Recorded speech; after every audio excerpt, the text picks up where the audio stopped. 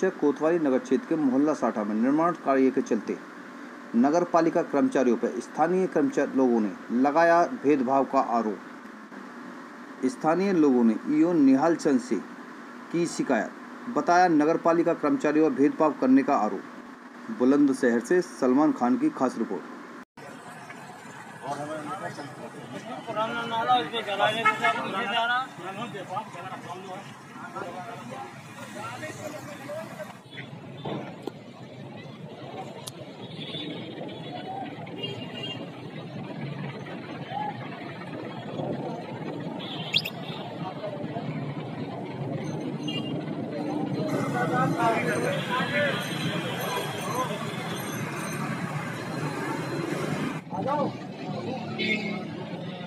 नाम है आपका? मेरा नाम राजेंद्र कुमार बबली है।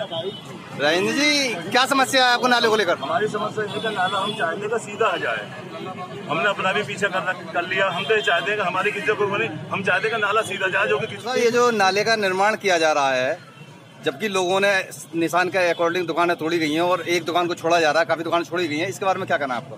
दुकान कोई नहीं छूटे थी, जो है जैसे नाला सीधा होकर करके आ रहा है, जो है यहाँ पे इनको हम मौका दे रहे हैं अपना खुद डालें, नहीं है तो हम लोग जो है इसको सीधा करा करके आगे काम बढ़ाएंगे। ये सब ऐसा ही मामला चर्च रोड पे मेडिसन मार्केट के अंदर है, जो मधुर प्रकाशन है, उसने नाले पे पूरा अवैध कब्जा किए हुए है और नाली सफाई भी नहीं हो पा रही है, उसके बारे में क्या कहना आपका?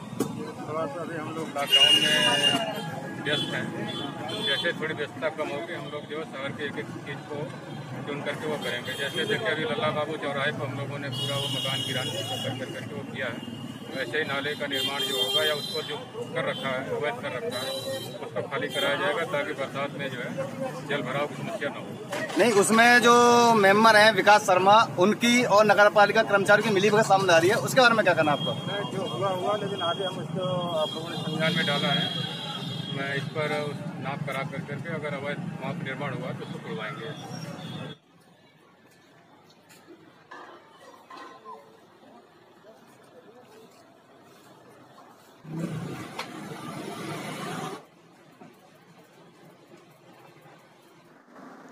काशीपुर में व्यापार मंडल द्वारा प्रशासन की कार्रवाई और कोरोना वायरस से बचने के लिए जन जागरण अभियान चलाया गया। काशीपुर से संवाददाता अजीम खान की खास रिपोर्ट।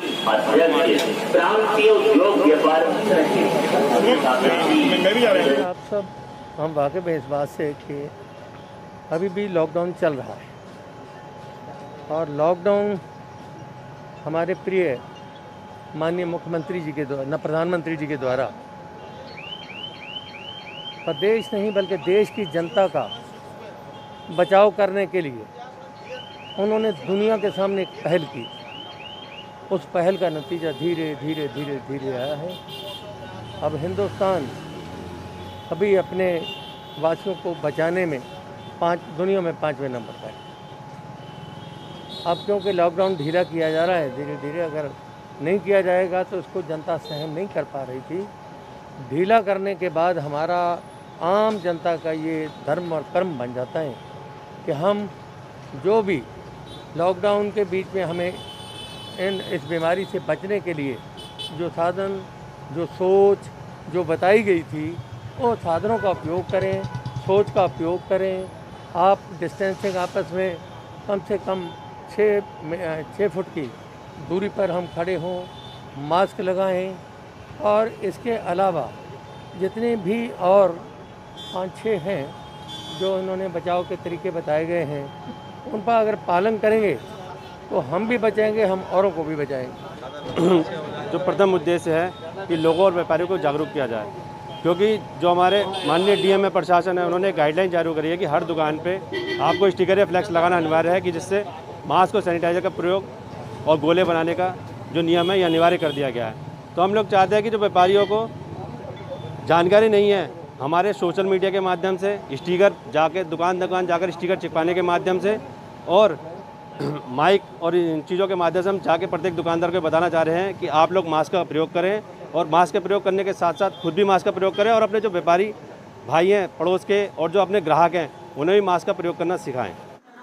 सितारगंज में विगत 7 जून को दिल्ली से लौटी 17 वर्षीय किशोरी की रिपोर्ट कोरोना पॉजिटिव आने के बाद स्वास्थ्य विभाग में हड़कंप मच गया। आनंद फार्म में किशोरी को जिला अस्पताल भेजा गया और स्वास्थ्य केंद्र को एहतियातन तौर पर बंद कर दिया गया। नगर पालिका द्वारा पूरे हॉस्पिटल को सैनिटाइज किया गया, जिसके बाद सावधानी बरतते हुए हॉस्पिटल खोला गया। दिल्ली से हमारी सितारगंज पहुंची थी। सितारगंज में इनके द्वारा जो हमारी टीम है, टीम से होम क्वारंटीन के लिए अनुरोध किया गया था, लेकिन हमारी टीम ने इनकी ट्रैवलिंग हिस्ट्री को ध्यान में रखते हुए होम क्वारंटीन करना उचित नहीं समझा और उस किशोरी को आइसोलेट कर लिया गया, अपने आइसोलेशन वार्ड में भर्ती किया। आइसोलेशन वार्ड में भर्ती करने के बाद फिर 9 तारीख को इनका सैंपल लिया गया, जिसमें 10 तारीख की रिपोर्ट में इनके कोरोना संक्रमण की पुष्टि हुई। शक्ति फार्म क्षेत्र की एक किशोरी जो है कल आइसोलेट की गई थी यहाँ पर अस्पताल में, जो है कल उसको कोरोना पॉजिटिव पाया गया। इसके बाद जो है हमने एहतियातन नगर पालिका परिषद ने माननीय चेयरमैन साहब के निर्देश पर, उनके आदेश पर जो है आज सरकारी अस्पताल को जो है सैनिटाइज किया गया और हमने अस्पताल के सभी कमरे और कॉलोनी आदि को आज सैनिटाइज किया। शक्ति फार्म सह प्रभारी गोविंद देवनाथ, रतन फार्म संस्था प्रभारी विश्वजीत दिवस्त्री के नेतृत्व में संस्था के माध्यम से आम जनमानस को वैश्विक महामारी कोरोना वायरस को बचाने के लिए संस्था पदाधिकारियों ने शक्ति फार्म में हवन यज्ञ कर विश्व को वैश्विक महामारी कोरोना वायरस से मुक्ति दिलाने के लिए भगवान से प्रार्थना की। सितारगंज से संवाददाता आसिफ की खास रिपोर्ट। श्रेष्ठ समाज संस्था के माध्यम से हम लोगों ने हवन यज्ञ किया है। हवन यज्ञ करने का हमारा उद्देश्य यही है कि जो वैश्विक महामारी कोरोना वायरस है, जिससे भगवान हम सबको मुक्ति दिलाएं, क्योंकि इस वायरस ने पूरे विश्व को पूरी तरह से तबाह करा है और आम जनमानस को इससे बहुत सारी समस्याओं का सामना करना पड़ रहा है। तो हम सभी लोगों ने अपने भगवान के प्रति हमेशा आस्था व्यक्त करते हैं और भगवान से जो भी हम लोगों ने मांगा है, कहीं ना कहीं हम लोगों को भगवान हमेशा देते रहे। और इसी के चलते आज हमने हवन यज्ञ करके भगवान से प्रार्थना की है कि वैश्विक महामारी कोरोना वायरस को जल्द से जल्द समाप्त करें, जिससे पूरे विश्व का कल्याण हो, विश्व के लोग सुखी हों, स्वस्थ हों और भारत ही बहुत जल्दी इसका वैक्सीन भी बनाए, जिससे हरिद्वार के प्राण कलियर दरगाह साबिर पाक के विशेष खादिम रहे हजरत बाबा गुलाम जिलानी शाह के 10वें उर्स मुबारक के अंतिम दिन बाबा के खलीफाओं व अकीदतमंदों द्वारा दरगाह परिसर में लगभग 10 लोगों की मौजूदगी में कुल शरीफ की रस्म साथ उर्स संपन्न हो गया। इस अवसर पर चंद जरूरतमंदों को लंगर भी तस्लीम किया गया। प्रमुख खलीफा हैं, क्या क्या उर्स में रस्में अदा की गई और ये उर्स कहाँ कलियर शरीफ के साथ और कहाँ मनाया गया? अल्हम्दुलिल्लाह, हर साल की तरह इस साल भी हजरत बाबा जिलानी शाह रहमतुल्लाह अलैह के उर्स मुबारक की तमाम तकरीबात 3 दिन के उर्स में उसी तरह मनाई गई हैं जैसे कि हर साल मनाई जाती थी। ये 10वां उर्स मुबारक है, लेकिन चंद खलीफा और चंद मुरीदों ने दरगाह शरीफ में रसूमात अदा की हैं। उसके अलावा हुजूर सरकार साबिर पाक की निस्बत और बाबा जिलानी शाह रहमतुल्लाह अलैह के मुरीदीन, खलीफा और चाहने वाले पूरी दुनिया में हैं। तो अल्लाह का शुक्र है कि हमारे पीर भाइयों में आपस में इतना प्यार मोहब्बत है और इतनी बाबा जिलानी शाह रहमतुल्लाह अलैह की निस्बत है कि ये उर्स जैसे कि लॉकडाउन के मुताबिक लोग लॉकडाउन का पालन कर रहे हैं, यहाँ पीराने कलियर शरीफ दरगाह हजरत बाबा जिलानी शाह रहमतुल्लाह अलैह में लोग आ नहीं सके हैं, तो ये उर्स उन्होंने अपने अपनी खानकाहों में, अपनी अपनी इबादत गाहों में, अपनी अपनी कॉलोनियों में, अपने अपने शहरों में, यानी देश विदेश सब जगह उर्स मनाया गया। जैसे कि बम्बई के अंदर हजरत बाबा जिलानी शाह रहमतुल्लाह अलैह के खलीफा हैं साबिर बाबा, उन्होंने वहाँ कुल शरीफ की रस्म अदा की, उर्स मनाया। जैसे कि बरेली शरीफ में खानकाए नासरिया साबरिया है, वहाँ रस्म अदा की गई कुल शरीफ की, वहाँ उर्स मनाया गया। जैसे कि पंजाब के अमृतसर रिंकू शाह ने उर्स मनाया, बटाला शरीफ में बाबा मिशी शाह ने मनाया, हनी साबरी ने लाहौरी गेट अमृतसर में मनाया। सरजमीन पानीपत ख्वाजा शमसुद्दीन साहिब विलायतपुर पानीपती की दरगाह में भी कुल शरीफ की रस्म अदा की गई। सैयद साहब, बाबा जी का कौन सा उर्स था और इसमें क्या क्या अरकान पूरे किए गए और सोशल डिस्टेंस और लॉकडाउन का कितना पालन किया गया? जैसा कि सभी को मालूम है, आज हमारा देश कोरोना वायरस महामारी से, बल्कि हमारा देश नहीं पूरी दुनिया इस वक्त महामारी में मुब्तला है और इस महामारी से परेशान है। पूरी दुनिया के तमाम देशों में लॉकडाउन है, इसी तरह से हमारे भी देश में लॉकडाउन है। करीब 2.5-3 महीने से लॉकडाउन चल रहा है। तो इसी बीच में हमारे पीर मुर्शिद हज़रत बाबा गुलाम जिलानी रहमतुल्लाह अलैह का उर्स मुबारक आ गया है, जो हर साल बड़ी शान शौकत और धूमधाम से मनाया जाता है। ये 10वां उर्स था। लेकिन लॉकडाउन के चलते हुए भारत सरकार के आदेश अनुसार सोशल डिस्टेंसिंग का ध्यान रखते हुए हमने बड़ी सादगी और आजिज़ी के साथ अपने पीर मुर्शिद हज़रत बाबा ग़ुलाम गिलानी रहमतुल्लाह अलैह का उर्स किया, और जिसमें तमाम रसूमात को बड़ी सादगी से मनाया। और 5 से 7 लोगों ने सोशल डिस्टेंसिंग का ध्यान रखते हुए कुल शरीफ की रस्म, गुस्ल शरीफ की रस्म, लंगर की रस्में अदा की गई। जम्मू कश्मीर के कुपवाड़ा में पेट्रोलिंग के दौरान उत्तराखंड का एक लाल और शहीद हो गया। यमुना प्रसाद पनेरू कुमाऊं रेजिमेंट की 6ठी बटालियन में सूबेदार थे। पेट्रोलिंग के दौरान वह शहीद हो गए। 39 वर्षीय पनेरू 3 भाई थे। बड़ा भाई पोस्टमास्टर है, जबकि छोटा भाई वन विभाग में कार्यरत है। उनकी एक छोटी बहन भी है। भाई है, ये बीच के भाई थे जो कल शहीद हो गए देश के लिए। क्या नाम था, कौन सी बटालियन? ये 6 कुमाऊं रेजिमेंट में थे और ये सूबेदार के पद पर थे अभी प्रेजेंट में। नाम क्या है? इनका नाम है यमुना प्रसाद पनेरू। लगभग कितनी उम्र रही होगी? उम्र इनकी अभी 38 समथिंग है। 2 बच्चे हैं इनके। और पहला लड़का है जिसकी एज समथिंग 8 ईयर है और दूसरे नंबर की लड़की है जिसकी उम्र 4 ईयर करीब होगी। पिताजी और भाई? पिताजी इनके स्वर्गवासी हैं।